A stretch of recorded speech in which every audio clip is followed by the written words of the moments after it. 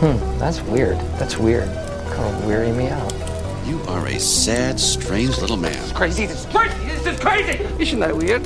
That's weird, man. It's strange. Shibuya. Yeah, Shibuya roll call. My name is Alex. Clap, what clap. the fuck was that? Clap, clap. I am your counselor. Clap, clap. I got a podcast, so check me out. Shibuya. Yeah, Shibuya roll call. Your turn. I don't know what the hell you're doing. It's Shibuya roll call. All right. I'm David Stokes, and I don't know what Shibuya roll call is. Oh, I think it's like a camp thing. I don't know. I wasn't allowed to go to camp. Why? Because the night terrors. I have night terrors. I have real night terrors. I know, so no laughs from that side of the table. No, this became a fucking serious podcast right now. I get up in the middle of the night. I don't know where I am. There's sometimes rodents in my bed. Wait, Are you talking about the dream or in real life? I was about to say, now I'm questioning it. No, sometimes I see like raccoons or skunks, or sometimes there's a guy standing in my closet. Sometimes it's just Kyle. Sometimes I think my room's on fire. Yeah. That sucks. Yeah. But it's like, it's kind of like just to explain like what my night terrors are. Like, I obviously I talk a little bit in my sleep, but the night terror is basically when I wake up in the middle of the night, and it's kind of like, it's like if somebody were to wake you up out of a sleep and be like, hey, there's somebody in the house, and you just start like automatically reacting without thinking. Yeah. So I run out of the room, where I'll go and grab all the sheets off my bed, and I'll like start walking out my door. Yeah. And I'm like, that's what I do when there's a fire. The first thing I try to save is the sheets. You're not gonna find that linen anywhere. Well, it wouldn't be a good idea to like get in the shower with the sheets and then make like a nice wet blanket to run through the fire. Yeah. Right. Okay. Yeah. So I guess Sure. Go for it. Don't do that. Actually, I shouldn't be. This is based off of nothing. Yeah. So don't do that. Just get out of your house if there's a fire. Don't take that as advice. Don't run to the shower and hop in it if there's a fire in your house. But what were you saying? I don't know. I don't know. Oh, you weren't allowed to go to camp. Why were you not allowed to go to camp? Oh, I would just get very homesick as a child. Oh. Yeah. so cute. Nothing funny there. No, and I had a real stabbing issue. I was so unlikable that all the kids at camp wanted to stab me, so they wouldn't let me go to camp. You thought it was one way, but it was the other. It's called victim blaming, you know? I was the one who's getting stabbed, so... Yeah, the kids would make shivs out of the wood chips, and so they weren't very sharp. No. It just hurt. You get twisted in? Oh, yeah. You know what that is? What, when you just stab and twist? No. No. Getting twisted in is like getting jumped into a gang. Oh. You get twisted in. Yeah, no. I watch a lot of Lock Up. Apparently. And Lock Down. Okay. And Lock to the Sides. So that's all three, right? All three of the shows they've got? There's three of them. Okay. Great television. I mean, we have fucking 8 shows that are in Chicago. Yeah. Chicago Veterinary. A lot of Cleveland ones, too. A lot of, like, middle of nowhere, like California. No, I'm talking about how there's, like, Chicago Fire, Chicago PD, Chicago Hospital or some bullshit. They're all connected. Like, they do crossovers and stuff. Oh, I thought you were talking about where the prisons were. No. Yeah. Yeah, I think there's prisons everywhere. There are, but they only let cameras into some of them. But okay. I think the reason I watch them is because they make me feel better about my life. And I'm like, well, at least I'm not in prison. Yeah, that's true. Like, I have to watch them eat, like, this gross food, the grossest food ever. And then I'd be like, I can go get a burrito now. The food, I mean, yeah, the food sucks, but that's the thing about prison that's making you not want to go? I mean, no. Okay. It's, I think it's the constant threat of dying. Yeah, that's a good one. What really gets me. The food's second. Yeah. Yeah, that one. Yep. I don't think you'd last very long in prison. If I was in prison, I would immediately do something to try to get in solitary confinement. Yep. Unless I had, like, a cool, like, what do you call roommate? White Power Bill? Yeah, White Power Bill. I would not want to be with White Power Bill. So, but, yeah, I think I'd want to get in solitary.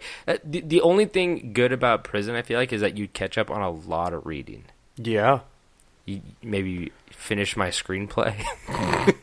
I feel like it might take a dark twist towards the end. Yeah. 'Cause I'm only halfway through, but, I mean, at least it's finished. Yeah. So, but, yeah. Yeah. You got anything else to talk about? You said you... well, we've been doing little news stories. I've got something a little different, a little fun, more festive for what's going on this weekend. Ooh, David has a new story. Okay. Well, it's not so much a story, but as I'm sure you're aware, and a lot of people are aware, that this weekend is the Super Bowl. Oh, that's festive. I thought you were going to say something about Valentine's Day, but yes, Super Bowl. Super Bowl. Yeah, no, Super Bowl. And it's a holiday. It kind of is. Bullshit. In a weird way. So, do you know what prop bets are? Prop bets? Yeah. Proposition bets. I don't know. Like, is that like the coin toss bet? Yeah, it's like the weird bets that don't actually have to do with the game itself. It's what color was Pink's hair? No, what color Gatorade is going to be poured on the winning coach? Yeah. Which I think yellow has the highest chance this year. This year? Yeah. Why? I don't know. I just saw a listing of like what the odds were, and I think yellow is at the top. You think that's based off of like what the teams usually drink? Probably. Because my thing is, I mean, that's more of my wheelhouse is those kind of bets, because I don't know enough about. I used to be more into sports, but now I learned sports from playing sports video games. Like, obviously I played baseball like all my life and some football and stuff, but like I didn't know any of the players, so I learned that all from playing video games, and now I don't play sports video games anymore. So I'm all about the coin toss. There's one story. I'm sorry I'm interrupting you, but there was one story about that guy who put like $5,000 on whether the ball would get turned over on the first kickoff or something like that. I think it was if the first points were defensive or something like that. No, do you remember no, I think it was. I could have sworn it was a safety and the guy won like a buttload That's of money. What it was. That's what it was. It was a safety on kickoff or something like that. Is it? I thought it was kickoff.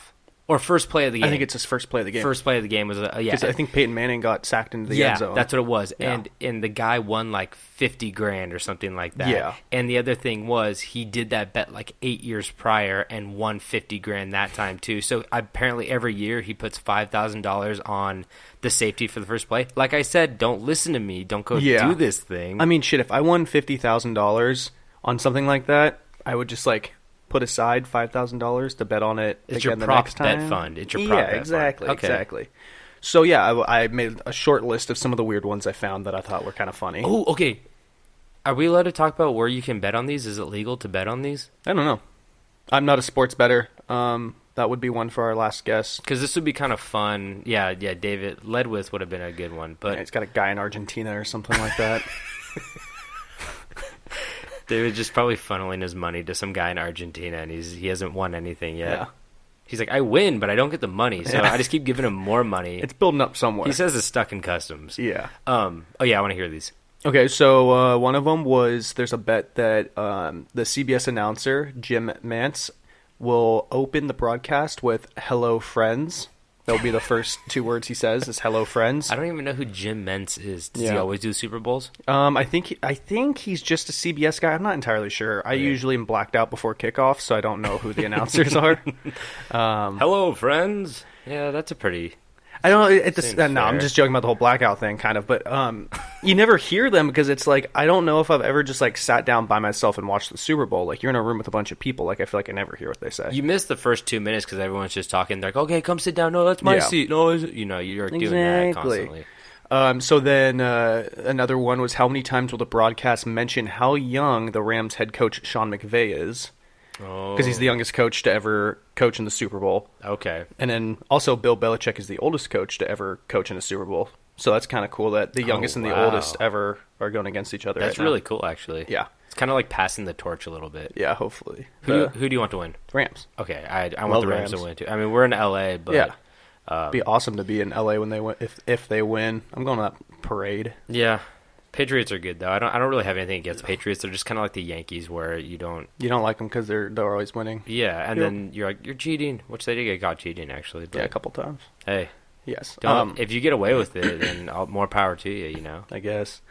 So then another one was how many tweets will President Donald Trump make during the game? Oh, okay. So that's like a numbered one.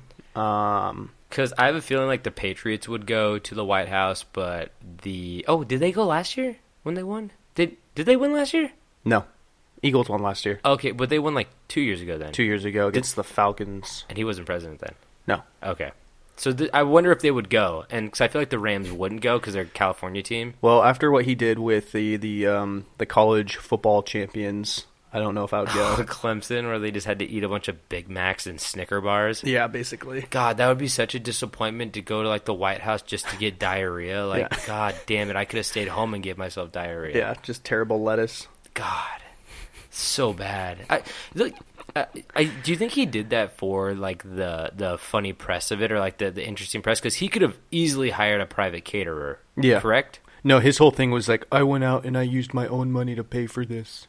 Yeah, I think it would have been cheaper to get a private caterer. I think it was just more like for like the image of being like, or he's sponsored by him. These are a bunch of I have money in McDonald's. I bet McDonald's was hyped when they saw that. Well, he had some like Wendy's burgers there. And, there. I think he had like Taco Bell. He had the whole buffet. It looked like the table in Talladega Nights when they're like they're praying to baby Jesus, and there's just like Gatorade, Taco Bell, KFC. Yeah. It's just like, I mean, honestly, you look at that and you're like, fuck yeah, that would be such like a fun drunk/high dinner. Oh yeah, but it's a college dinner right there. But this is like you're going to the White House, and I'd just be like, fuck, man, I wanted golden like plates and Big Macs. Yeah, I wanted like filet mignon. Like, this is supposed to be like a really cool dinner, and I don't think they cared. It's kind of funny, and they made like history a little bit, I guess. But yeah, I mean, they get to be like, oh yeah, I got to eat a Big Mac with the Don. With the Don. The Don.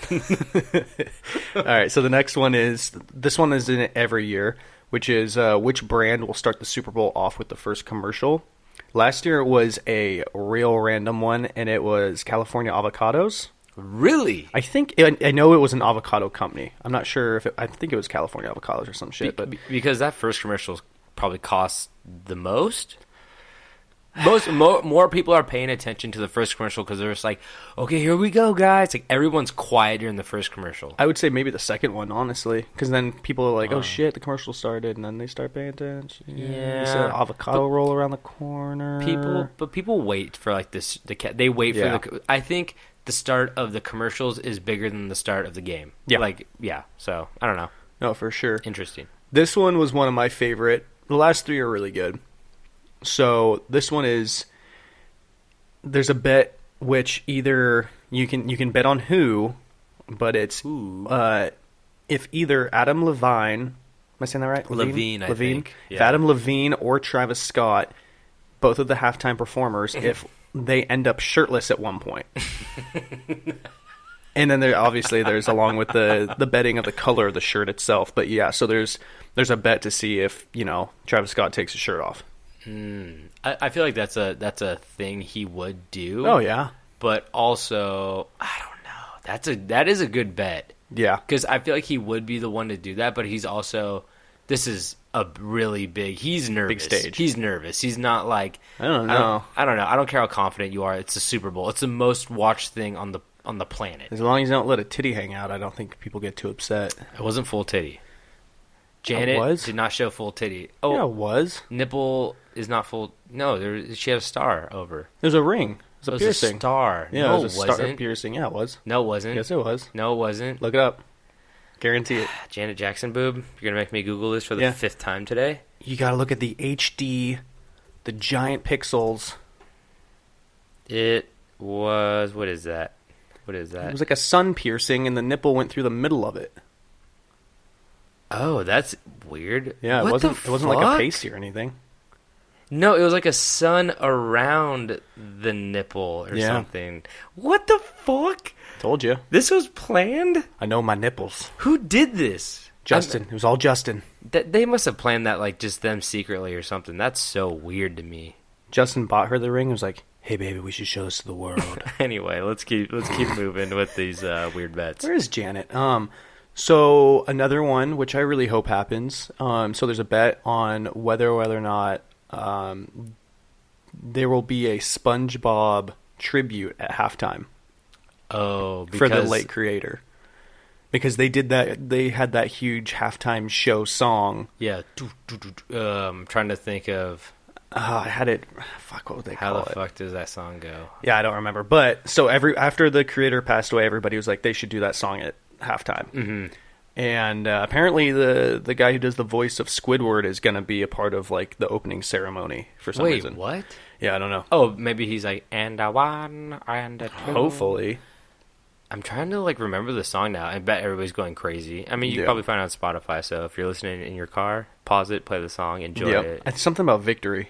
Yeah, sweet victory. Sweet victory. That's what it is. Yeah, Yep. yeah. Okay. That's a good one. And then last but not least, which I still think this is a bullshit one I found on a bad article.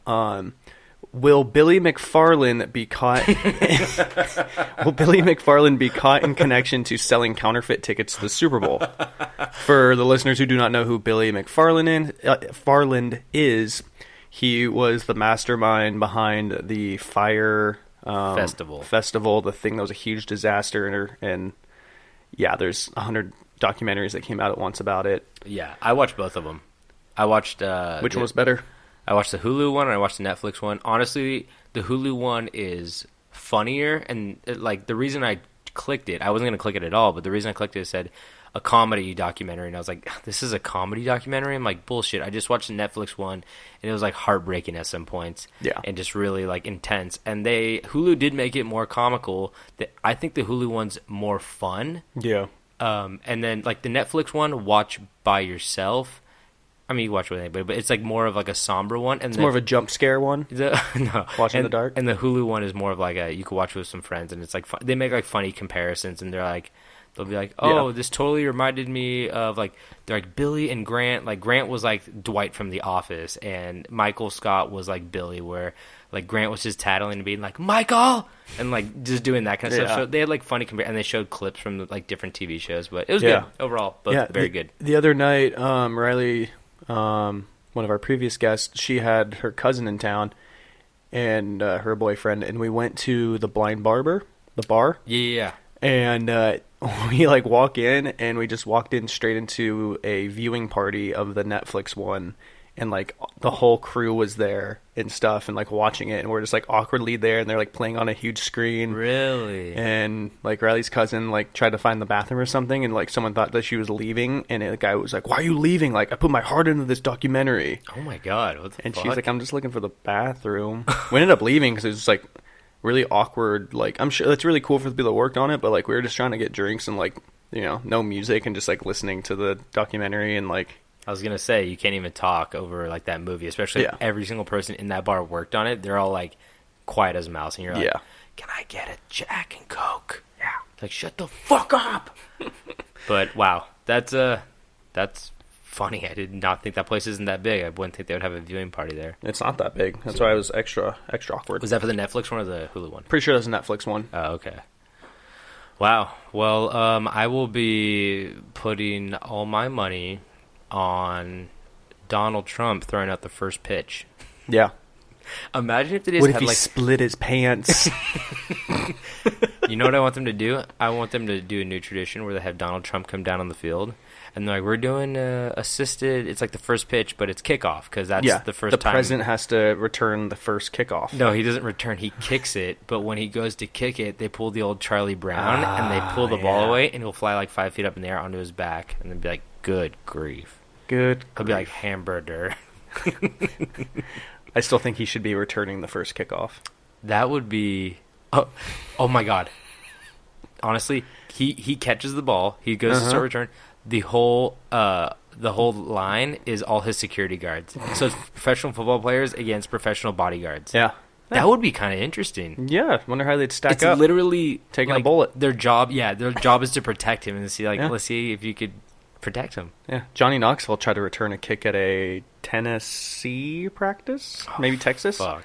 Did you ever see that? It was like in the old Jackass, and he got rocked. I mean, I feel like every scene Johnny Knoxville's in, he's getting rocked. So, I mean, it was bad. Nothing less. He's a good sport. Yeah.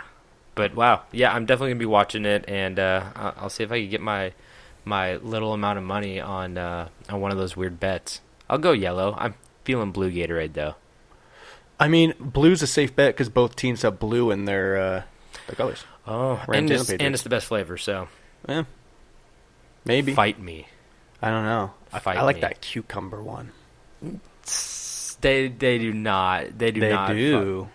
I like the light purple one. Anyway, let's not get into this. This is a Gatorade podcast. DM us, Jesus Christ. What's your favorite Gatorade? Maybe we should just do a single Gatorade episode. Make some money. But that will be for next time. This time we're about to get into some weird, strange stories. Oh my God. I didn't even say this is Camp Strange, but it is. Yeah, if you didn't know by now, you should be able to read. Now you know. So let's get into these stories. So today I will be telling you the story of the little-known outlaw, not the legendary outlaw, Elmer McCurdy. Elmer Fudd? Seems just as dumb, honestly. So Elmer McCurdy was born in Washington, Maine on January 1st, 1880 to a 17-year-old Sadie McCurdy who was unmarried at the time of his birth. Now, the identity of McCurdy's father is unknown, but some believe that it was Sadie's cousin? Oof. Charles Smith. They think he could be the culprit, which is... What's with you and incest? What do you Is mean? that considered incest? Cousins? It depends. I mean, first cousins, yes, I believe. Okay. But, I mean, what do you mean incest? Who's the judge? What do you mean incest? You did that story the other day about the cannibals in the cave that Sonny were Bean? banging each other, and I just, I come across... you love bumping cousins. That was a big part of the story. This is a small part of the story, but right. It might explain, why the guy just wasn't that smart. So, in order to save Sadie the embarrassment and shame of raising an illegitimate child, her brother George and his wife Helen adopted Elmer. After George died of tuberculosis, though, in 1890, Sadie and Helen moved with Elmer to Bangor, Maine. I actually know where Bangor, Maine is. Where is it? It's in Maine. Okay, I'll buy it. It's on the eastern part of Maine, or like southeast, I think. I could be wrong. Fuck. But I took a class and You took a class about Maine? about Bangor, Maine. But yeah, he got TB, which I feel like everybody got TB back then. Yeah, they did. Sadie eventually told her son that she, not Helen, was his mother, and that she was unsure of who his biological father was. This news made teenage McCurdy become unruly and rebellious, and he began his lifelong relationship with abusing alcohol. Woo! See, I mean, fun time. Yeah. That's the thing. In 1890, is it like really abusing alcohol? Because I feel like everybody Surviving. was constantly drunk. Yeah. Like, That's how America was built, god damn it. exactly. And the prohibition really, we started falling apart, and then they lifted that, and now How else do you think we got one-way roads? we don't have one-way roads. Streets? Roads? What are you talking about? We have two-way roads. Yeah, and then we got one-ways. Oh, that's how Fuck are we you that's how talking we about? got one-way roads. Yeah, because we're drunk as shit all the time. The only safe way to do it is if everybody's going the same way. So McCurdy eventually went to live with his grandfather and become an apprentice plumber, because when you're mad at your parents, you go and you move in with old grandpapa.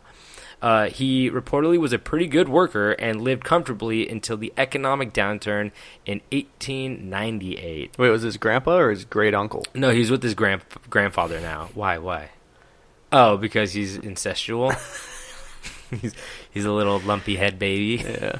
So, but in this downturn, McCurdy actually lost his job, and his mother died of a ruptured ulcer. I didn't mean to laugh during that. It's actually really sad because he lost his job, his mother died of a ruptured ulcer, and his grandfather also died of Bright's disease. What's that? All in just a few months. I don't know what Bright's... I meant to come look on. that You up. can't add that shit in and I'll look it up. Wait. Talk while I look it up really quick. Oh, now that I I'm found thinking it. about it, I feel like there's a part in my story that I didn't look up and I forgot to. Well, I was at work doing a little research, and I was like, I definitely have to look that up, and I working forgot. while working. What? Working while working. Exactly. So it's called my side hustle. But Bright's disease is a disease involving chronic inflammation of the kidneys. So he had big old kidneys. Ouch. So he died as well. Doesn't seem like it was that out of hand because he's a grandfather, and it's Seems also like- the 1890s. He was probably like 60 and he died. There's probably not a lot of good health in this family. Yeah, she had a baby 17, and I don't know. There's nothing wrong with that, but it's more Well, the he's a fact is teenager now, incest. so she's probably like 30, 33, 35, and she's like dying of ulcers, and you're just like, what? Oh, yeah, I guess. So anyway, shortly after his grandfather's death, McCurdy left Maine and began drifting around the eastern United States, where he worked as a lead miner and plumber. He was unable to hold a job for an extended period of time due to his alcoholism, so he moved constantly from city to city, finding odd jobs in his trade. It's really hard to keep a job when they could smell it on your breath, and you're also hitting a nail directly into your hand and not feeling a thing. Yeah, that's not a good sign. They're like, Elmer, Is he unbreakable? what are you doing over there? He's like, my blood's moving so fast because it's got so much alcohol in it. They're like, yeah, you shouldn't be looking at your blood. It should be in your body, Elmer. He's like, no, it's okay. It's evaporating right out of me. I'm part of the structure now. Just put me in the walls. My hand's already a part of the wood. Just bottle me up and put me on the shelf. I like how he's a plumber. I'm like, he's nailing stuff? It's like, that's not how that works. I'm sure there's some nailing to be done in plumbing. Maybe in the videos you watch. Heyo. So, in 1907, McCurdy joined the United States Army as a machine gun operator and was trained to use nitroglycerin. Oh, close. Nitroglycerin. Not close at all. You got to trust the people you put that in the hands of. Yeah. He was given nitroglycerin to use for demolition purposes. After being honorably discharged for reasons I can't seem to find, which seems like the guy who's handing out the nitro is like not a great judge of character because he's eating the nitro. I could see them like giving him the nitroglycerin and him like fucking up, and then he's still holding it, and they're like, "Hey, you're dishonorably discharged." And he's like, "What?" And they're like, "You're honorably discharged," because he's still like holding all that nitro, and they're like, "Just fucking get him to put down the nitro."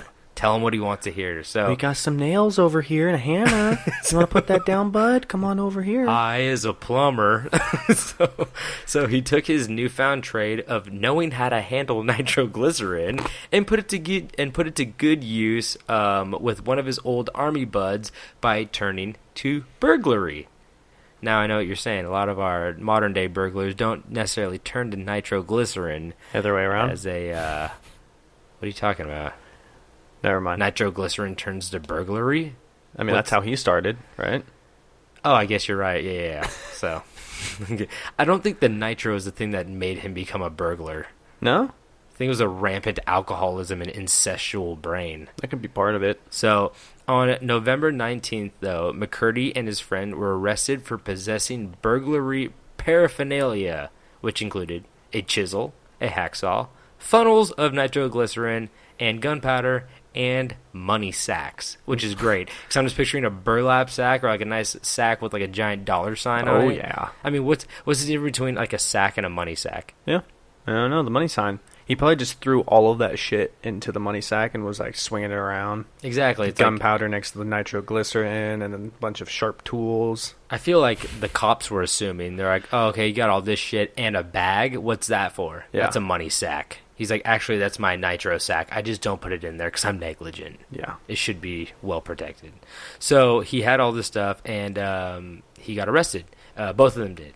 And during their arraignment, though, McCurdy and his friend told the judge the tools were not intended for burglary purposes, but were tools they needed to work on a foot-operated machine gun they were inventing.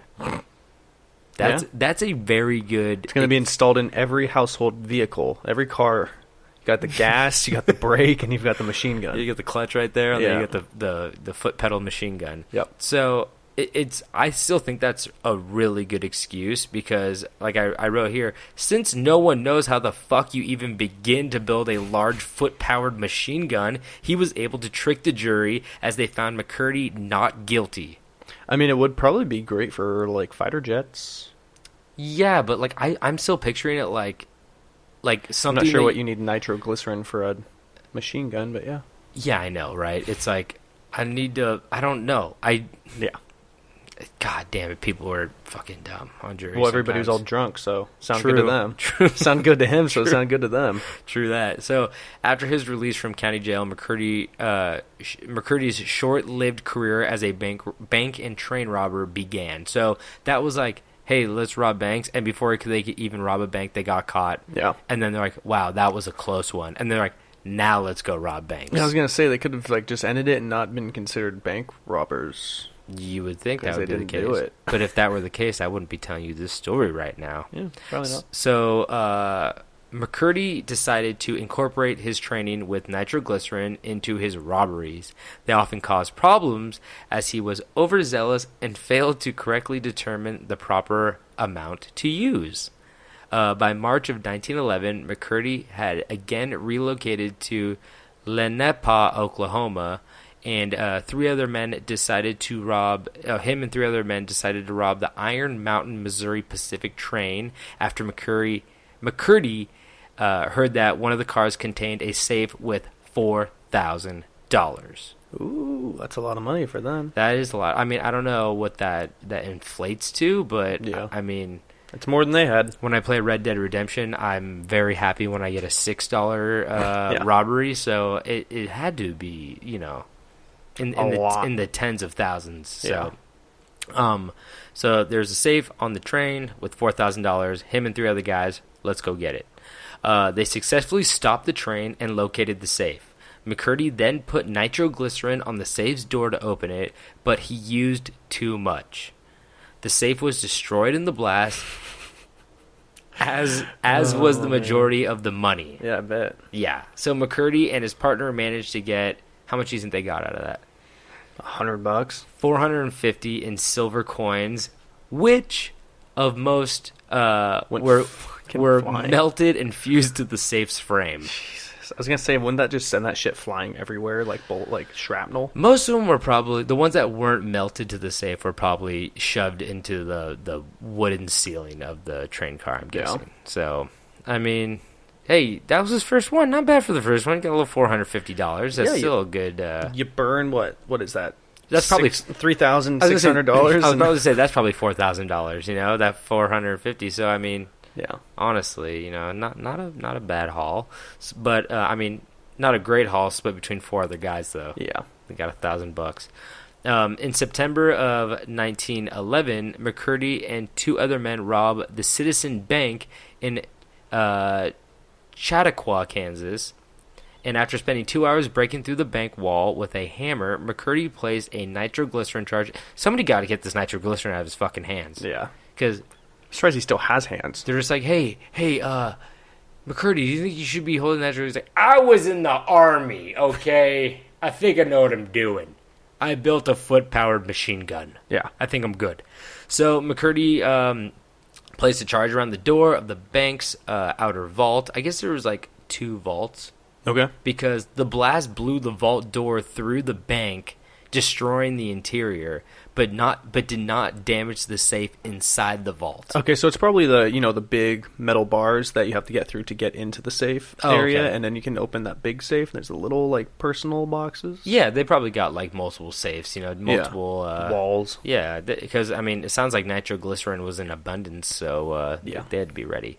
So McCurdy then tried to blow the safe's door open with nitroglycerin, but the charge failed to ignite. After the lookout man got scared and ran off, McCurdy and his accomplice stole about... How much do you think they got in this one? Did you say how much was in it to begin with? No, it didn't say. Probably got away with $200. It was 150 in coins. That were going for the coins, huh? But they were in a tray outside the safe, and then they fled. Yeah, I mean, they just got a bad lookout. So I wouldn't stay either. It's like you just fucking blew a safe door through a bank, and now it's in a wall. Yeah. It's like, no, I'm out of here. You guys just made so much noise. So later that night, the men hopped a train which took them to Kansas, to the Kansas border, and they split up. And McCurdy made his way to the ranch of an old friend, where for the next couple of weeks he drank heavily, going back to what he knows, and probably pretty depressed because he kind of put his life on the line twice, and only has about, I want to say, him personally, 2,000? 2,000 to show for it. 1,500, 2,000? Not great. Yeah. I bet the nitro cost more than that. Yeah. So McCurdy's final robbery took place on October 4th, 1911, near Okessa, Oklahoma. McCurdy and 2 accomplices planned to rob a Katy train after hearing that it contained $400,000 in cash. Damn. That's a lot. I feel like if you're dealing with paper money, though, maybe stop blowing shit up. Huh? You would think. You think you'd turn to a more delicate hand of maybe trying to get a guy on the team who can crack safes? Yeah. But, did they have stethoscopes back then? Place the stethoscope against the safe, and they did. Yeah, Do you know how Jack Daniels died, by the way? The distiller, the guy of whiskey fame. Yeah. He couldn't open his safe, so he got mad and he kicked it, and he broke his big toe and got an infection in it and died. Fuck yeah. Did you know that? No. It's crazy. He should have dipped his toe in his nasty ass whiskey.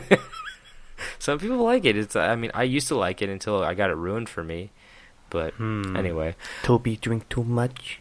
Yeah. Did Toby drink too much Jackie D? I drank too much and I nailed my hand to a skyscraper. You nailed it to a moving train. I had money in it though. So, however, McCurdy and the men mistakenly stopped a passenger train instead. Oh yeah. So they got the wrong train. Or the wrong box. Shit, I mean, back then, if you're riding a train, just grab their jewelry. They've got to have some. Well, that's what I was going to say. The men were able to steal only... Oh, my God. Guess how many they got on this? $50.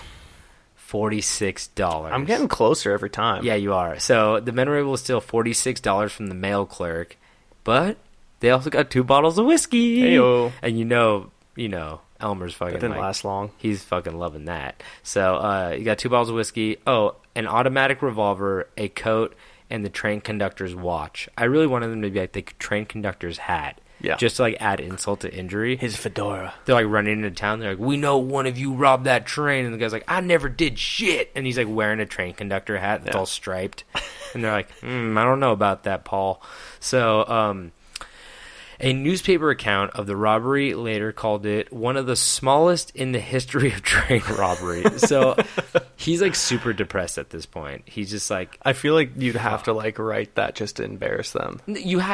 Yeah, it's a slam piece. It's the Esquire of today. Yeah. Or the Inquirer, that's what I meant to say. Okay. Inquirer, where it's just like, is Queen Elizabeth a alien bitch? Or somebody's like, oh, okay. A cannibal, maybe? Maybe a cannibal. Maybe that's why I say Queen Elizabeth. Yeah. I called her an alien bitch instead. I didn't know what to say. So, you alien bitch. Alien bitch. With your 8 nipples. Is Queen Elizabeth an alien bitch? Put that on a newspaper. You're going to see it the next day. We're not going to get any credit for it. I guarantee you that'll sell 3 copies. At least. At least, yeah. So McCurdy was obviously disappointed by the haul and returned to the very same ranch, his buddy's ranch, on October 6th, where he began drinking the bottles of whiskey he stole. So he went right back to what he knew, which was alcoholism. By this time, he was also ill with tuberculosis. Like I said, I forgot about that. That was his dad. That was his fake. Grandpa? Oh, okay. No, Grandpa was Bright's disease. That's Mom right. was ulcers, and his fake dad was tuberculosis. The one who he thought was his dad growing up. Yeah. So that guy died of TB. Yeah. But he got it while he was working in the mines, apparently, and he also had a mild case of pneumonia.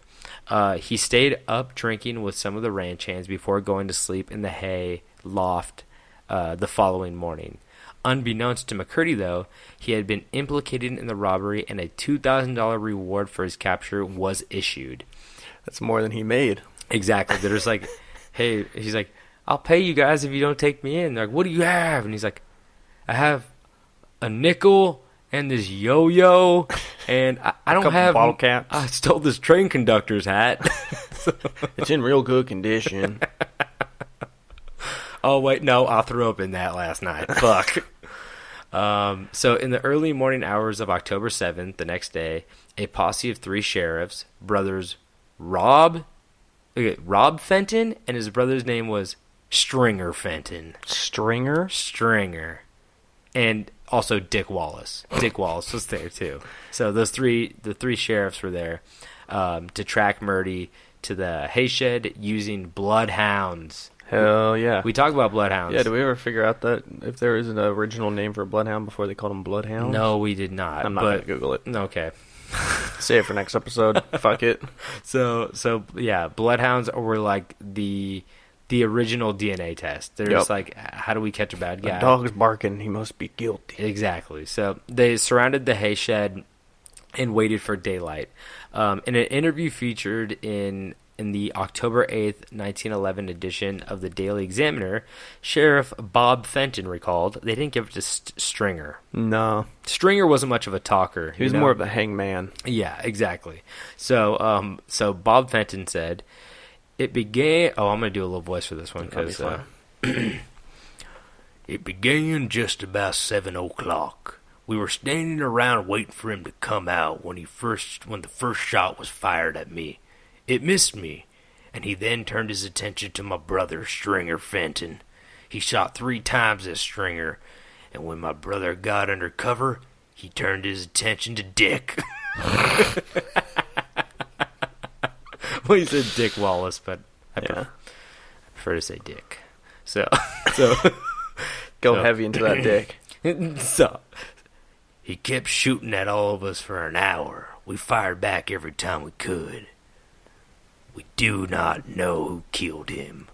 We found one of the jugs of whiskey, which was taken from the train on the trail. So, while he was drinking from the train to the ranch, I guess jug. he ditched a whole bottle of whiskey because it was he killed it. So it was about empty. He was pretty drunk when he rode up to the ranch last night. He always goes for dick when he's drunk. Well, that's after he Bob and Stringer. Yeah. Dick's always third option. Yep. So, McCurdy was killed by a single gunshot wound to the chest, which he sustained while lying down. I don't know what they meant by lying down, but I'm guessing that he was, like, in a position where he was probably trying to get prone on the floor. He's probably like the little green army men, you know? Exactly. Belly down. Well, I was thinking maybe he was more of like a side shooter where he's laying on his side because it hit him in the chest. Because if you're chest down, you really only have like your shoulders that can get hit unless he's like up on his elbows. But who knows? Maybe he was. All we know is that he was drunk as a skunk. Yep. So McCurdy's body was subsequently taken to the Johnson Funeral Home where it went unclaimed. This is where it gets really weird, and this is why I didn't just do like an outlaw story. Yeah. This is where it gets really weird. So Joseph L. Johnson, the owner and undertaker, embalmed the body with an arsenic-based preservative, which was typically used in embalming in the era to preserve a body for a long period when no next of kin were known. He then shaved his face, dressed him in a suit, and stored him in the back of the funeral home. As McCurdy lay unclaimed, Johnson refused to bury or release the body until he was paid for his services. Johnson then decided to exhibit McCurdy to make money. So he put he wasn't getting paid for embalming the body. So he's like, fuck this. No one's claiming this body. No one's going to come pay me to take this body. Sheriffs don't give a shit. And I just did all this work. I'm just going to like prop him up and pay people to see him. Yeah. So what he did, he dressed the corpse in street clothes, placed a rifle in his hands, and stood him up in the corner of the funeral home. For a nickel, Johnson allowed visitors to see the bandit who wouldn't give up. At various times, McCurdy would also be called the mystery man of many aliases, the Oklahoma outlaw, and the embalmed bandit. I like that one the best. Think he's banging him? That is your first question. You think he's banging him? He's banging that dead body? Maybe. For a nickel. So, the bandit became a popular attraction at the funeral home and attracted the attention of carnival promoters all over. Johnson received numerous offers to sell McCurdy's mummified body, but he refused. This is where it gets even weirder. 5 years later, 2 men, Aver and Wayne as they were known, showed up claiming to be McCurdy's brother. Unable to refuse them, Johnson handed the body over. The men were actually James and Charles Patterson, though. James Patterson was the owner of the Great Patterson Carnival shows, a traveling carnival. So he just fucking... He's like, finessed him. Yeah, he's like, you don't want my offer? I'll give you money. He's like, okay, I'm his brother. And there's no way to prove anything. So he's like, fuck, I guess I gotta give you him. So they're planning on shipping him to like San Francisco, but then they just like switched the train and they're like, okay, yeah. So they thought the funeral guy thought the body went to San Francisco, but they just put him on a different train. He went to like Oklahoma instead or something like that. Just like the Gowrow. Just got lost in the mail. He got lost in the mail? Oh, he did get lost in the mail. That's right. Oh, that's like episode 6. Gowrow. That might have been... Gowrow. What episode was that? There you go. Who cares? Yeah, I feel like that was like 12. Just fuck the postal service, man. That's all I'm saying is that they just don't have good tabs on this. Nope. Oh, James Patterson, like I said, was the owner of the Carnival show, which was a traveling carnival. And after learning from his brother Charles about the popular embalmed bandit exhibit, the two conducted a scheme to take possession of the body in order to feature it in Patterson's carnival. McCurdy's corpse would be featured in Patterson's traveling carnival as the outlaw who would never be captured alive for 7 years until 1922, when Patterson sold his operation to Louis Sawney. The founder of Dasani, right? The water? Of LaCroix. Oh. No, I have no idea who the fuck these are all just like scumbags. Yeah. You know that, just like buying and selling dead bodies. Exactly. Like, it's not fucking okay. And They sound like great guys. It's just fucked up too, because it's like, I don't know. It's a fine line between taking somebody with horrible disfigurement and being like, everybody check out the ass face boy, look at him over here, oh, he shits out of his mouth, come over here, look at him. And you're like, okay, that's like a real person who's like who feels you like making fun of them. At least you're so 2019. No, man. at least no, I'm just saying, at least this guy's dead. You know, like Lobster Boys is like, I wish I had normal hands. Yeah, he's like, I just like that people want to come up to me and I have human interaction, and then like, I just wanted to play the piano. Yeah. All I play is 4 keys. He can play 4 keys. 4 keys. So, but yeah, he's it's a dead guy, so I guess that's a little bit better, but still, fuck, man, that sucks. And he was a criminal too, I guess, so whatever. Yeah. Louis Sawney used McCurdy's corpse in his traveling Museum of Crime show, which featured wax replicas of famous outlaws such as Bill Doolin and Jesse James. McCurdy was also used by him in a sideshow to promote a new film directed by director Dwayne Esper, and the film was called Narcotic. So the second you said Dwayne, talking about films, I got real excited. Not Dwayne The Rock Johnson. I know. He's probably going to be directing some piece of shit soon, but whoa. I just mean Skyscraper 3. I never saw the movie, but somebody was like, I was listening to talk, they're like, oh yeah, he doesn't have a leg in the movie, and I was like, why'd they write that in? Like, just to show a level of difficulty and how much of a badass he is to overcome his quote-unquote disability. I haven't seen the movie, but I haven't either. If there's no part in the movie where he takes off his leg for somebody to grab onto it or something like that, where like he puts it in, he has to, right? Yeah. There's so much wrong. The selling point is the skyscraper. He can have both legs. And the thing that's crazy is in the promo, he's like jumping from a crane to the building. I'm like, how'd you get on the crane, dog? I'm like, I don't know.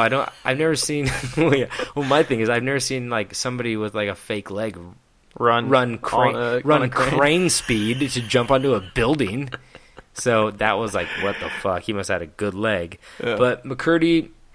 So he used him in this new movie by Dwayne Esper, and it was called Narcotic. But this was kind of fucked up what they did to him, what they did to old McCurdy. The corpse was placed in the lobby of theaters as a quote-unquote dead dope fiend, who Esper claimed had killed himself while surrounded by police after he had robbed a drugstore to support his habit. By the time Esper acquired McCurdy's body, it had become mummified.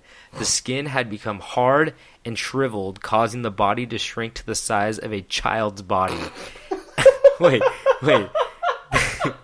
So he was like really fucking tiny at this point. So I guess he's just a little guy. Yeah, he just all of his skin shriveled and he became like really tiny or something. Like oh my god. Maybe that's what happens to shrunken heads, but like he became like tinier. And the director Esper claimed that the skin's deterioration was proof of the supposed dope fiend's drug abuse. Yeah. So this guy's like, I'm an outlaw. I had a standoff with 3 sheriffs and I robbed some banks, and they're like, you're on heroin. You fucking tiny little guy. Look at this tiny guy. And you're just like, must have taken half a vat of heroin to get this guy subdued. It's crazy how his reputation was already not good. Yeah. And they made it worse. Yeah. I mean, which one's worse, really? I guess I don't know. I'll take neither. You gotta have one. You're a little mummy. You have to have one. Between what, being a dope fiend and what? And being the worst bank robber in history. If I say dope fiend... You look dumber when you're a shitty bank robber. If you're just a dope fiend, you're just like, fuck it, I made the choice to be a dope fiend. Am I a good bank robber with a dope addiction? If you're a bank robber, you don't have a dope problem. You're just a bad bank robber. If you have a dope problem, you've never robbed a bank. You're just a dope guy. I'd rather be a shitty bank robber, I think. Yeah, I don't know. Yeah, me too. But, hey. I'm no little mummy, so that's not up for me to decide. That's what you think, you old gremlin. Your dog's a fucking gremlin. Yeah, he is. Proud of it. So when Louis Sani died, he died. LaCroix, no. LaCroix. When Louis Sani died, the body was placed in storage in L.A., baby. Let's go find this little guy. Dude, he was so close. He's somewhere close. We around weren't here when he was here because... he's gone now? Yeah, it made an appearance in 1967's movie She Freak with Louis' son's permission. So they put him in a movie called She Freak. I don't want to know what the fuck they did with that tiny mummy in a movie called She Freak. She a freak. Okay, I know I said I wasn't going to Google anything, but now I want to see what you want to see what She Freak is? Yeah. But as well as showing up, he was in the movie She Freak, and he also showed up in a Mount Rushmore exhibit where, like, the tip of his nose and, like, his ears and some fingers fell off because... Yeah, just snapped right off. Because I guess the winds were too high over at Mount Rushmore, and so he just kind of got fucked up. But he was also in the Hollywood Wax Museum. Boy. So he was, like, pretty close, like... He's getting all over the place. It's weird to think that this guy, McCurdy, was literally miles from my house right now at one point. Yeah, from where we're recording from. He was somewhere around here. He was. So, did you find She Freak? I did. What are you telling me? Yeah, she's got one side of her face isn't too bad. Well, what's the synopsis of the movie? Like, pretty lady fucks mommy? Big time. Pretty lady. Big time. She must be a freak. God, you're not giving me anything over here. Yeah, so she was a Claire Brennan stars as a waitress who leaves the greasy diner business for the excitement of the carnival. She quickly discovers that she despises freaks and human oddities. Oh no. Why the fuck would you be like, I can't do this anymore. I'm going to join a carnival. By the way, I hate carnivals. Yeah. Like, all a carnival was back then was, like, literally staring at something weird. Like, they had maybe one Ferris wheel. They didn't have, like... Yeah. I don't know. That's stupid. Yeah, there's sounds like an alien bitch to me. There's one user review, and I'm not going to read all of it, but... oh, wow. It was actually published on my 13th birthday. And... Wait. You weren't born in 67. No, but this review was posted on my 13th birthday. What? And I'm not going to read the review. I'm just going to say that the title is one word and it just says crap. Okay, we got to figure that out. Yeah. She's like, the only good part was McCurdy. Okay, I want to read the first sentence. Oh, God. Sorry. Complete, total crap. Totally awful. I would rather ingest my own excrement than sit through this again. Yes, it does. Oh. Refines the meaning of the word bad. Okay, I love how they don't give any details about what was bad about the movie. Yeah. They're just like, it fucking sucked. Yeah. So bad. So, like I said, he was brought to Mount Rushmore where, like, his nose and ears and some fingers fell off because of the wind being Just too snapped strong. off. And then, before he went to Mount Rushmore, he was at the Hollywood Wax Museum, but he lent the mummy out, and the mummy came back, and the guy who ran the Hollywood Wax Museum thought that he was too gruesome to stay in the wax museum because he lost his fingers and nose and ears, and because the kids were walking away with souvenirs. Stuff. Yeah, so there's like, it's too gross. So McCurdy eventually ended up at the Pike, an amusement zone in Long Beach, California. Okay, so it's still pretty close by. On December 8th, 1976, this is where the whole case is cracked open.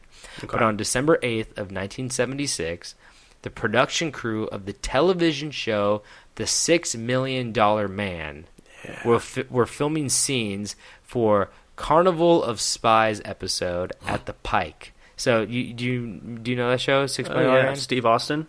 Yeah. Not Stone Cold Steve Austin, but Steve Austin. That's how I remember the name. Yeah.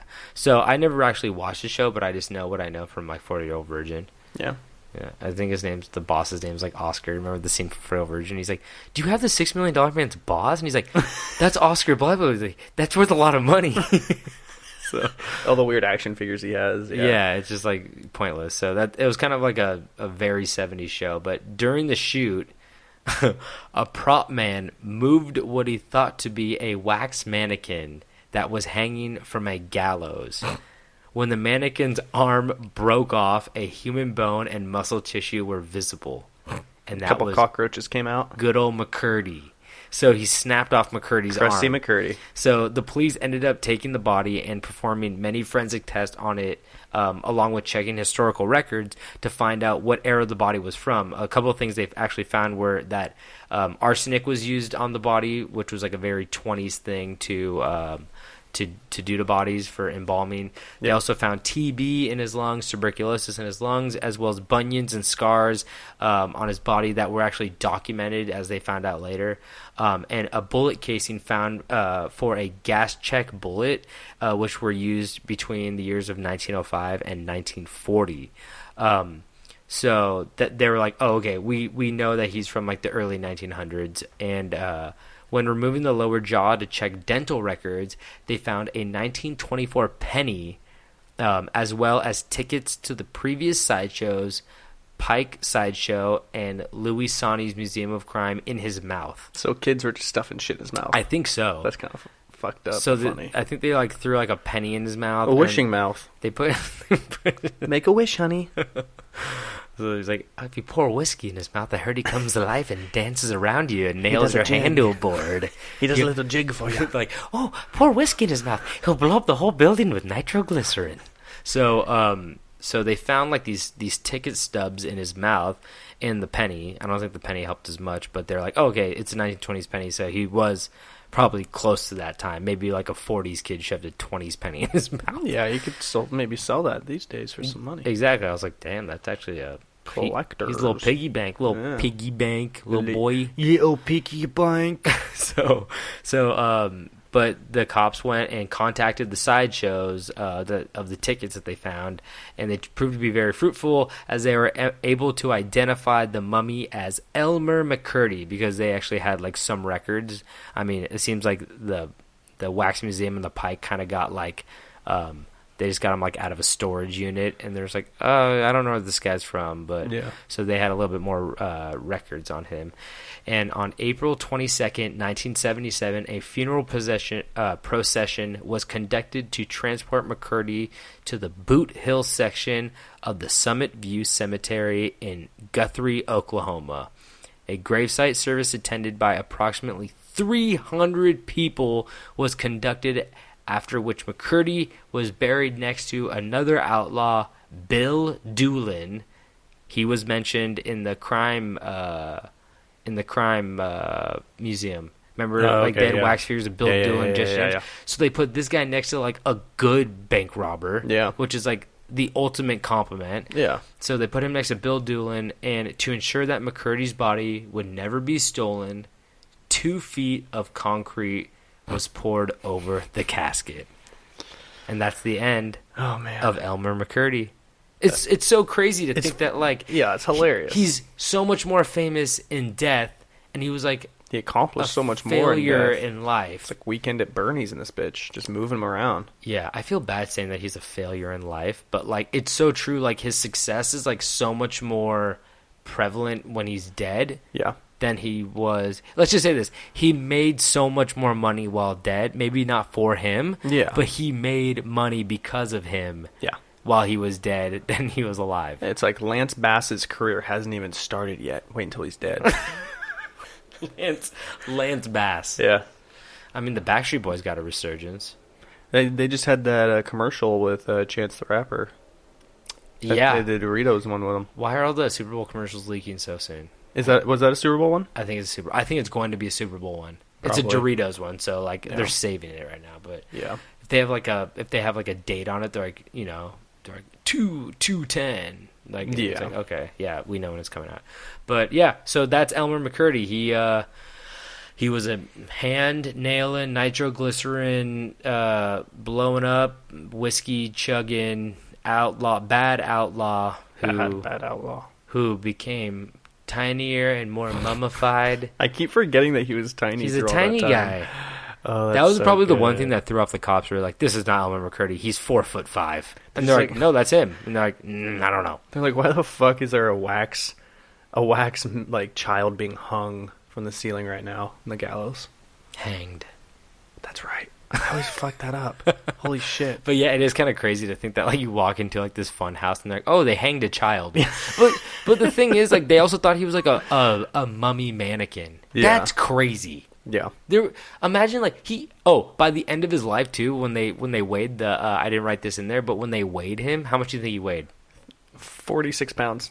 50 pounds. Ah, yeah. I was getting so he's a little 50-pound mummy, which is kind of interesting because I did not even think that he would. Oh, you hollow out. You're like a leaf, baby. But doesn't like the human... I mean, Jerry Maguire's human head weighs 8 pounds, but like, what does a human head with no brain or anything in it weigh? Like, how much does a skull weigh? Like, probably like 3 to 4, right? Maybe 5 pounds. Skull? No, yeah. dude. Bones are not that heavy. I guess you could pick up a skull. I haven't picked up a real human skull. I picked up a real human brain once. I pick up skulls all the time. I have to pick up all the skulls if I want to put a pool in my backyard. No, my roommate took a skull. Well, yeah, no. She had a box full of human bones because she was in... So she was in anatomy.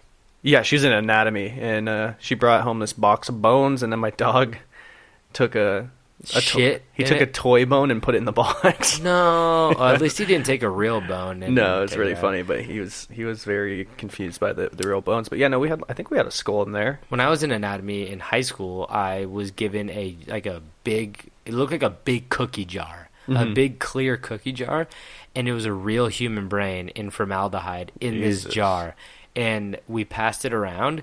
And it was glass, so I'm like, fuck, this is like so nerve-wracking. There's like a fucking, if you drop this, it's a human brain in there, like it's fucked. Oh, I bet it would like just like fall into pieces too. Dude, okay, that's the thing. The brain was like, I think over, because they do not give high schools anymore organs. Well, I think organs, but they don't let them have skeletons anymore, because used to like medical schools and high schools and colleges, they used to be able to get skeletons, like real skeletons from, I mean, H.H. Holmes, the notorious serial killer. Sold tons of them. Yeah, he would make skeletons, sell them to the university. He would make skeletons. He would kill people and skin them. He would be, well, I think a skeleton is when the bones are all put together, because he could just sell the bones, but he actually put them together and he sold them to universities as like a side hustle, you know? I think making skeletons was the first podcast. You could quote me on that. Making skeletons was the first podcast? It was the first side hustle, you know? You got a little side hustle. Oh, I see what you're saying there.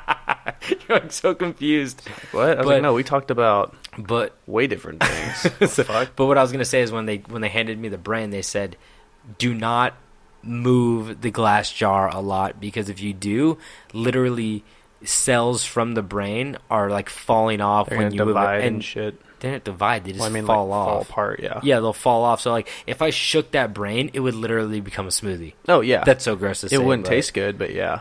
I feel like that's, beauty's in the eye of the beholder. Taste is in the eye of the mouth. I wasn't allowed to take that class because of the incident. The scalpel incident? No, it was a different one. The rat incident? A different one. The frog incident? Oh, no, I forgot about that one. How many things did you have sex with?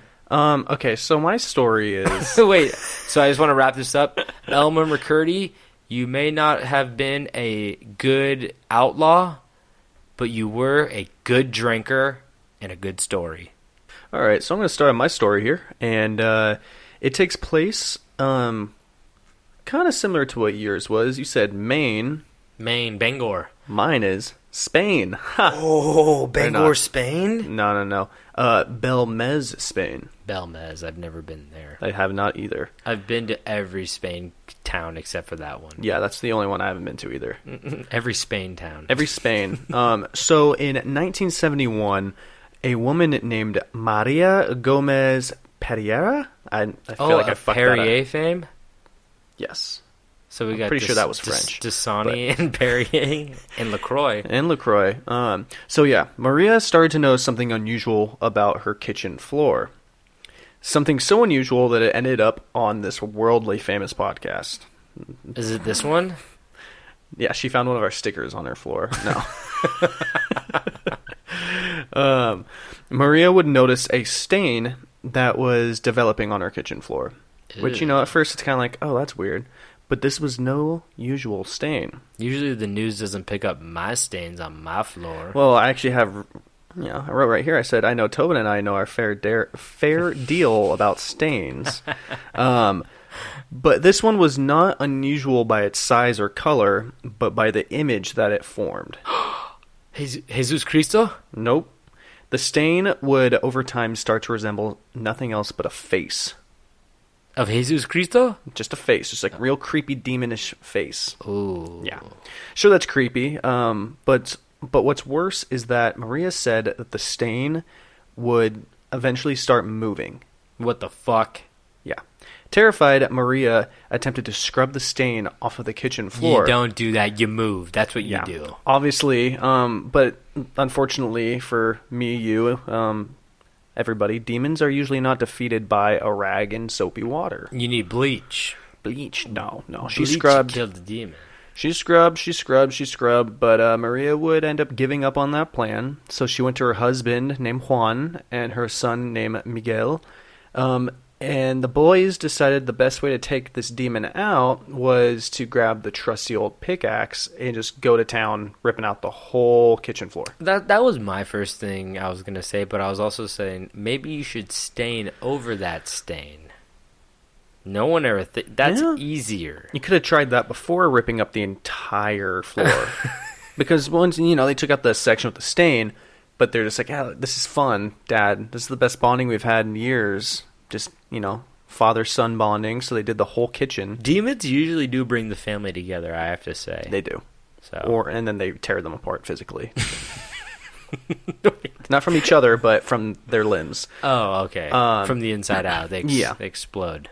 So things were good. They did a whole new floor. They poured concrete and stuff. They filled it all out. Mm-hmm.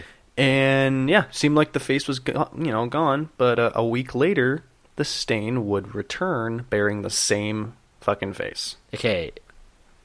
You might have bad pipes. That's all I'm saying. Bad pipes. Talk about consistent pipes. So, damn, what the fuck? I mean, either that's shoddy craftsmanship or your house is haunted. It's the demon. It's the demons. Your floor's got demons in them. Fuck the cockroaches, bitch. You got demons. They're like, we hired an Italian. Flew him all the way.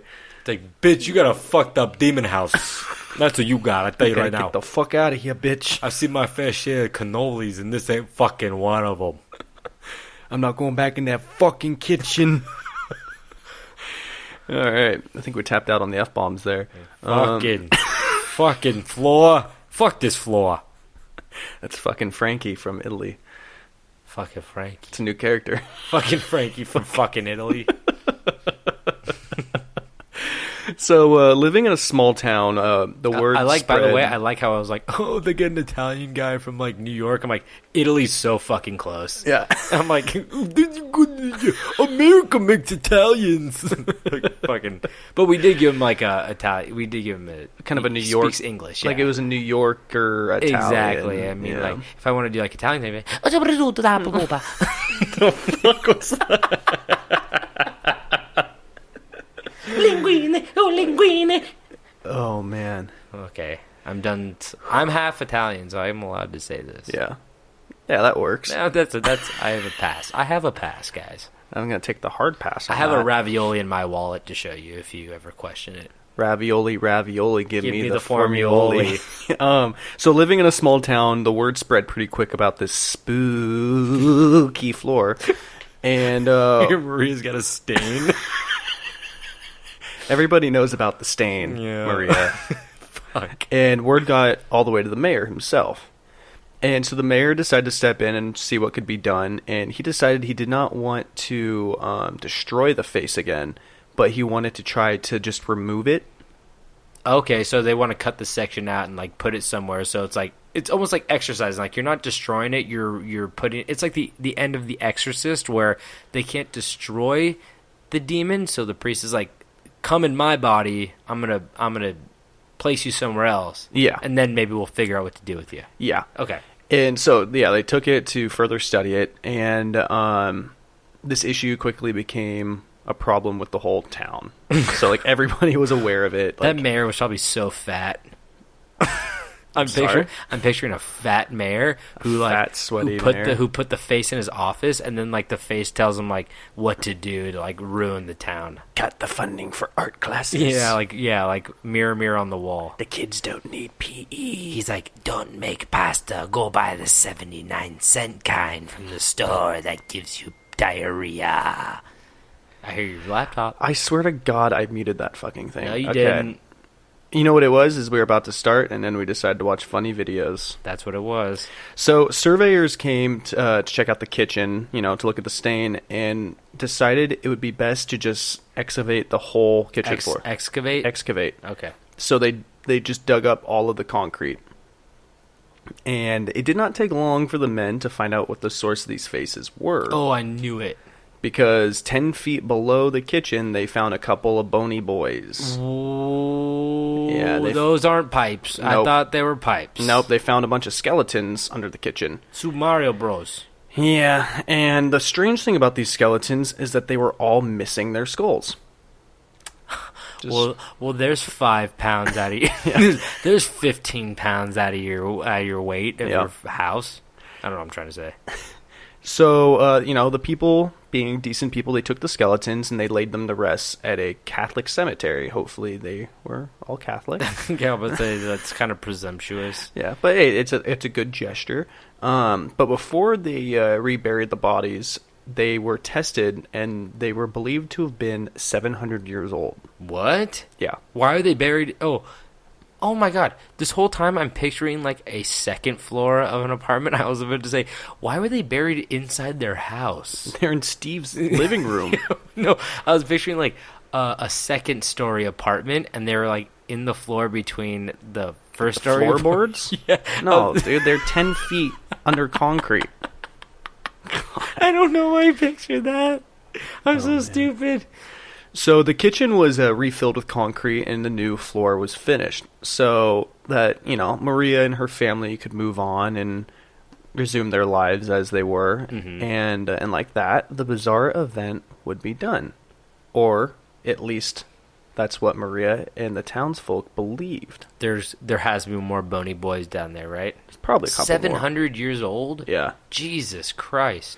So a few weeks pass and things seem to be normal until, sure enough, another face appears on the new floor. But this one was different from the original. There are photos of all these, by the way. Oh, yes. Things would be very different the second time around for these faces. Instead of just one singular face from before, there would be multiple faces all over the place. I was going to say, I'm just thinking about this right now. I love how the fact that there's like, there's dead people buried beneath our house. We should remove the dead people to get rid of the demons. It's like, no, they don't want to be moved. They want you to move your house, you dick. Yeah. And so they had multiple faces. So like one time there'd be one, next to the sink, and then one, I don't know, next to the table. Yeah. And Spanish. then they could like switch or like be in different spots. Oh shit! Like they sometimes, went away? sometimes one would be like somewhere else and then come back. What the fuck? And they would move around. They'd regenerate over the course of just a few hours. Like they just kind of fade in and fade away. Wild. Yeah. And the faces would also change from men, women, and children. So like like mummies. No, they were just like straight up faces. Well, no, I meant like men, women, and small mummies. And little mummy boys. So yeah, there was a large variety of different faces. And like that, the attempts that they had to make things better only made things much, much worse. I could have told you that. Yeah. Soon, the small-town mystery would reach the ears of people far and wide, making its way to Germany, where the renowned paranormal investigator, Dr. Hans I knew his name was going to be fucking Hans. Yeah. I knew it. I mean, that's a safe bet. So Dr. Hans Bender would catch interest. Dr. Bender would call the faces the most important case of the century for paranormal shit. Okay. What about the only case of the century for Hans? Well, I mean, this is still regarded as like one of like the biggest like proofs unexplained paranormal because multiple people have seen it proved, and, exactly. And there's photos and shit. And they fucking found bodies under there, so that's one thing. It's like, okay, it's not just like a fucking water pipe. Yeah. So people such as like students, researchers, people of different faiths, skeptics, and police, like many people from all walks of life would come over from all over the world, hunting down and ringing the doorbell of Maria and her family to get a look at the faces for themselves. So that's you should start charging a nickel. It's very fucking annoying. Mm-hmm. Eventually, a full-scale investigation was launched, taking samples of the concrete to test the concrete, like the stain. Yeah. So the ICV, which is an Institute of Ceramics and Glass. This is school? Okay. Yeah, the ICV, it translates, that's in Spanish. Okay. But it translates into the Institute of Ceramics and Glass. Okay. They would test the stain and rule out any traces of pigment, dyes, or paint, ruling out any chance that it was her painting it and it's like a hoax. Regular old concrete. Yeah. There was no paint involved or anything. Jeez. Not knowing what to do, it was decided that the building itself should just be sealed up and restrict anybody from entering or viewing the room. So they're just like, we're just gonna like box all this shit off. You know what the interesting thing is so far though? It's just like kind of annoying that they're just like faces. They haven't like no one's getting hurt. Exactly. It's like, just creepy. It's really fucking weird. They like looking up skirts. Yeah, exactly. They're just like, hey, I like your feet. They got feet fetish. Yeah. No, take the sandals off, honey. Ooh, let me see that big toe. Let me see that big toe. Put over here. Put over here. I'm over by the sink now. Come over here. Come wash the dishes, Maria. Put your bunion on my forehead. So, 3 months of the kitchen being sealed away, a German television crew got permission to do a little check, Yeah. And as long as they kept some local dignitaries with them and, officials, they could go in and look. When the crew and the others unsealed the kitchen, they discovered the faces had not only moved, but evolved into something much more terrifying. What? There were many more faces with like a lot more definition, like characteristics, and like they started developing bodies like shoulders, necks, and like almost like scenes were being built around it. What the fuck? Yeah. Many people would blame Maria of making the faces an elaborate hoax using a cocktail of chemicals to produce the image through a process called photograph. Photograph? Yeah, it's basically like a chemical kind of like burn, I think. Photograph? Yeah, huh. But that would be ruled out in 2004 when Maria passed away at the age of 85, and the faces have continued to move and appear to this day. They thought she was going into like a boarded up house and still continuing to like do this thing. Yeah, it's like I don't know about that. But so that's the thing that fucked me up was that. I got to the end of this article I was reading and stuff. I was like reading a couple different sources, and I was like, okay, so they said they're still moving in 2004. Like, what else? And I kept looking, and I guess it's just still happening.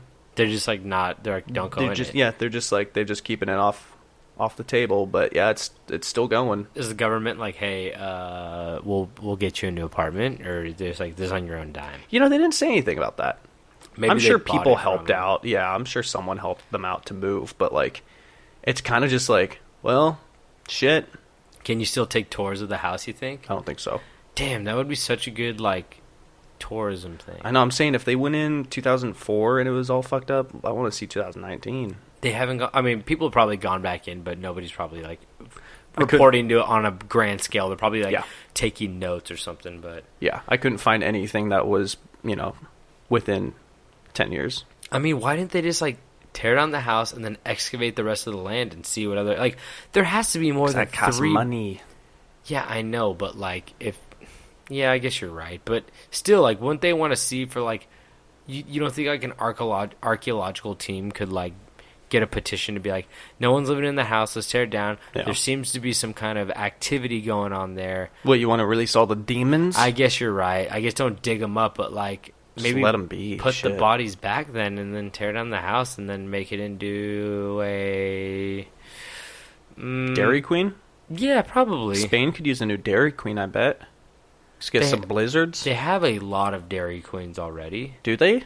Yeah. I didn't see a single Dairy Queen in Spain when I was there. It goes Spain and then America for number of Dairy Queens per capita. Really? Oh, wow. Learned something new. Really interesting. I hope you listeners can take that knowledge and quote Alex Tobin on that and spread the knowledge.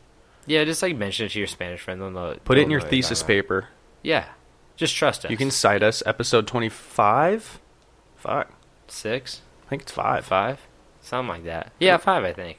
We're in our quarter-life crisis. We are. Damn. Yeesh. What happens from here? I don't know. It's all downhill. Stop. Somebody told me... It didn't really go up. I told somebody at work the other day, they're like, how old are you? I was like, 26. And they're like, yeah, you stopped generating stem cells last year. I was like, what the fuck? Are you going to harvest my stem cells? Oh, damn. I guess I'll leave you alone. Yeah, I'm like, thank you. Like, you're not going to kill me now? So... We're done talking to you. But, yeah, I guess that's the end of our episode. Episode number 25. I think so. I think it's 25. You just lose count. Yeah, we really do. After you're first born, you just stop losing count. Let's see what it says. This says 20. Hey, you guys know automatically because we posted this already. We'll put the number with it. Oh, shit, this is 24. Really? You fuckhead. I thought it was 25. No, it's 24. Jumping good. We thought it was 26, so you're Sorry, way off. guys. So, yeah. So, next week will be our quarter-life crisis. But thank you guys for tuning in. We always love telling you some strange, weird stories. Oh, yeah. Strange, wacky, weird, strange, weird, spooky, weird. Yeah. I ran out of adjectives. Yeah, it's easy. But, yeah, we appreciate you guys. For any hyperlinks or anything like that, go to campstrange.com. Yeah, check out the merch store. Merch, Instagram, Twitter, Facebook. Just check us out on Instagram. Fuck Twitter and Facebook. Honestly, just check us out. Yeah, I don't use them. I really don't. Hey, why don't you come on over here and check us out? Huh? Why don't you bring your mother? Come check us out.